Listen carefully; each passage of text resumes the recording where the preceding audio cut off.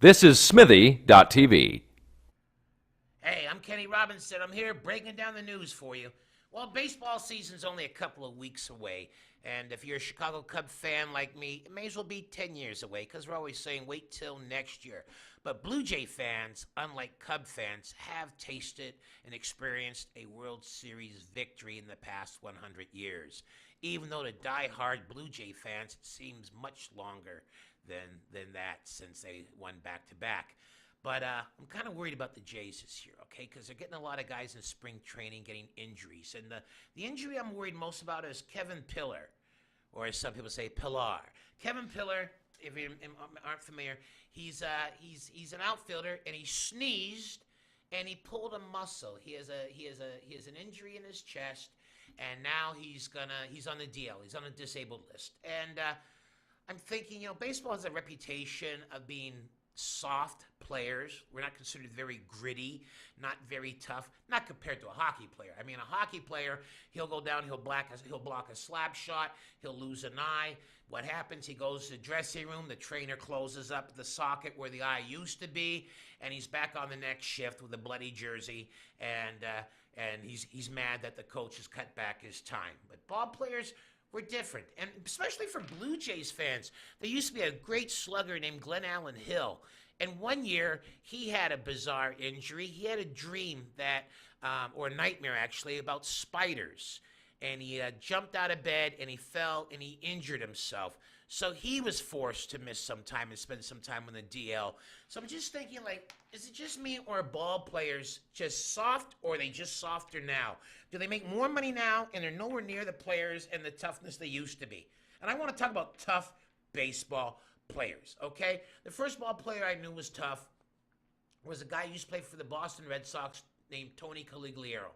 The guy could do it all. Hit, run, field. He was everything the Red Sox had a lot of money invested in. And what happened to him? He caught a fastball in the eye. Damn near blinded him. And he spent about a year trying to get rid of the concussions in his head, which in those days I didn't even understand what a concussion was. But he dealt with concussions and his vision. But eventually he came back and he won Comeback Player of the Year award. And then he had to hang it up because he just the vision wasn't there.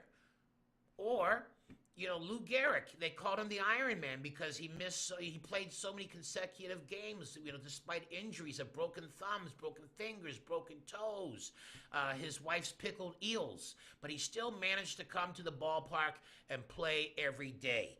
Or maybe you want to go to somebody maybe even further back than Lou Gehrig. Well, not further than Lou Gehrig, but around Lou Gehrig's time and maybe just past him. There's a ball player named Monty Stratton. He was a pitcher for the Chicago White Sox. He was portrayed in a movie by Jimmy Stewart. And the true story about Monty was he went hunting rabbits in the offseason, and he fell, and the pistol on his hip went off, severed an artery, and they had to amputate his leg. Well, he tried to come back in spring training, but he just couldn't get the balance. So what happened with him? He kept playing baseball. Never got back to the majors. Was a pitching coach for a while, a bench coach for a while. But I'll tell you what he did do in 1955. Was it 55? No, it wasn't 55. It was 1938 was the accident. It was 1947. He went 18-8. With an ERA of 4.17 at Class C baseball, with a wooden leg. With a wooden leg now. Now, what would the Jays do for a pitcher that went 18-8? Well, don't say, well, that was in Class C baseball, because I'll bring back the fact the guy had a wooden leg. Okay, so that's just tough. That's a love of the game and a love of not having any other options in your life. So his only hope was to try and make it back to the big leagues. And even with one leg, he never gave up the hope of playing.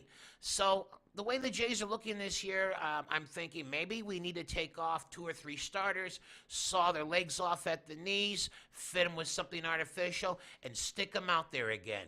Maybe might get a 15-game winner. How would that be, huh?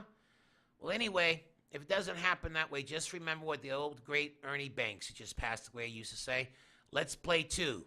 And today, we've played 2. I'm Kenny Robinson. You've been listening to Breaking Down the News.